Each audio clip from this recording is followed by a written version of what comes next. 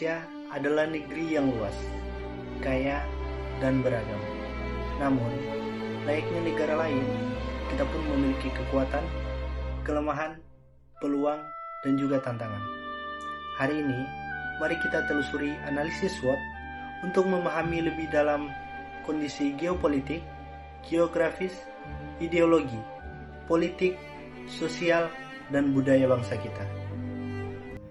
Sebelum kita masuk ke inti videonya, sebelumnya perkenalkan, nama saya Sahrul Duma dengan NIM 811424066. Video ini dibuat untuk memenuhi tugas mata kuliah kewarganegaraan yang diampu oleh Bapak Roni Lukum, Sarjana Pendidikan Magister of Science.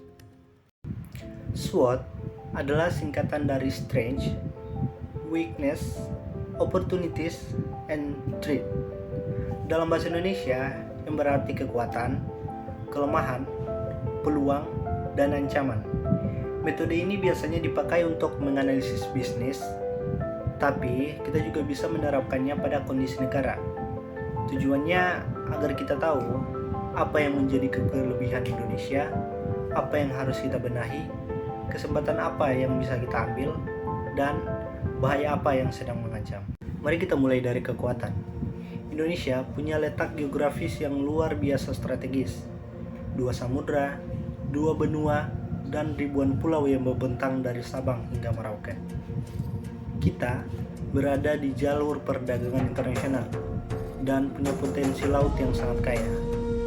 Kita punya hutan tropis terbesar ketiga di dunia, tambang emas, nikel, dan batu bara, tanah yang subur, lautan yang luas.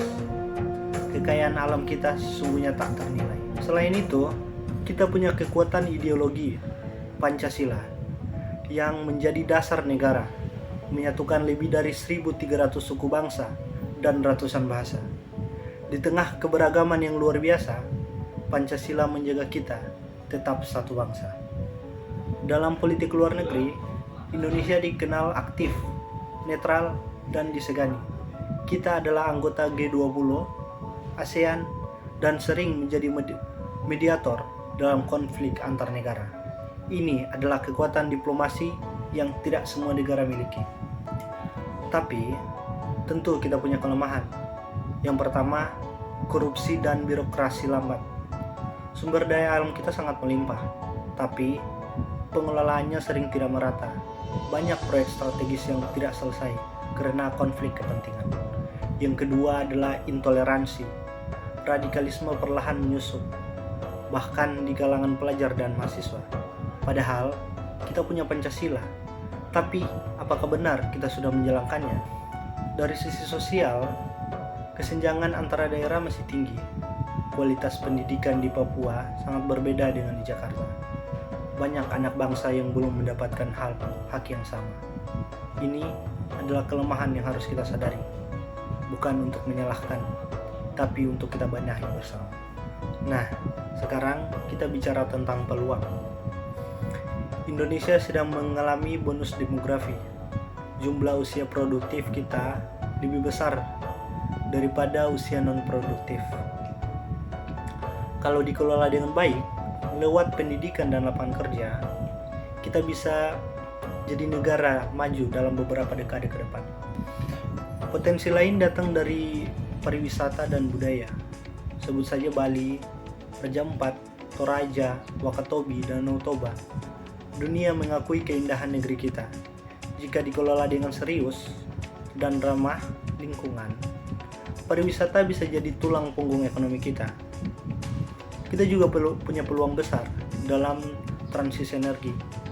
Indonesia kaya akan energi terbarukan, angin, air, matahari, dan panas bumi. Jika dikembangkan, kita bisa jadi pemimpin energi hijau di Asia Tenggara. Namun, di balik itu semua, kita tidak bisa menutup mata dari ancaman.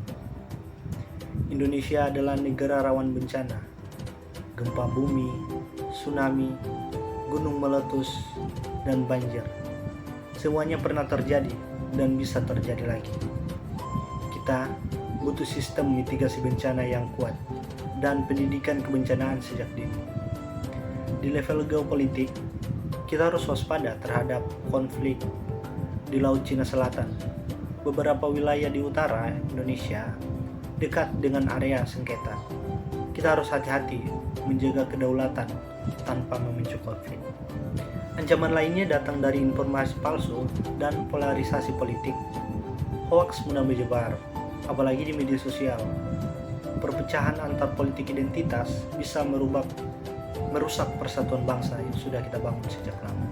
Teman-teman, Indonesia adalah negara yang besar, memiliki kekuatan besar dan tantangan yang tak kalah besar.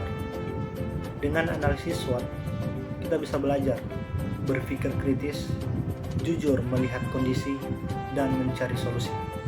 Sebagai generasi muda, kita tak hanya dituntut untuk mencintai bangsa ini, tapi juga menjaga dan memperbaikinya. Mari kita jadi generasi muda yang sadar, peduli, dan aktif membangun masa depan Indonesia. Karena masa depan Indonesia ada di tangan kita.